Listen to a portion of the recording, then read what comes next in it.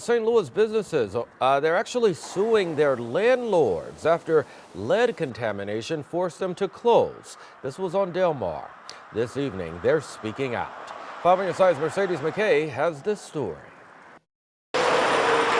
Sitting between Union and North Kings Highway Boulevards, the Del Mar Maker District is a spot for change. I really liked that idea of revitalizing, bringing life to an area. Laura McNamara and her husband wanted to be a part of that vision, opening up Brew Tulum, a specialty coffee shop and Mexican eatery in September of 2022, after planting their roots on the beaches of Mexico. We even had clients come in at pop-ups and show up and, hey, you know, we were at your coffee tasting down in Tulum, and then the next thing we're doing is you're popping up right on, a few blocks away. But that dream was a short-lived reality after their 1-year-old son at the time tested positive for lead contamination. Not only that, he was high enough where by regulation the pediatrician had to notify the city and state of a case of lead toxicity in a child under 6 years old. Quickly after, McNamara and her husband also tested, and their numbers came back even higher than their son's. That's when they decided it was time to get their business swabbed for dust. The current regulation by EPA, you look it up online, is 10 micrograms per square foot on the floor.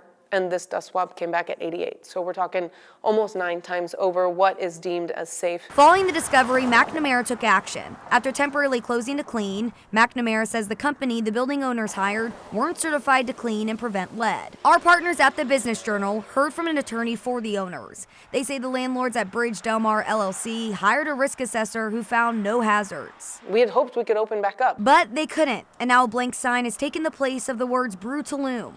The husband and wife duo closed down in November, and today they just hope this lawsuit can bring some change for the community. As we dug into this, there is a complete lack of proper oversight and regulation in this. Despite the closed doors, McNamara believes this is a sign of a bigger problem in the city. It sheds light and it illuminates that our place is probably not the only one with a similar situation. Mercedes McKay, 5 on your side.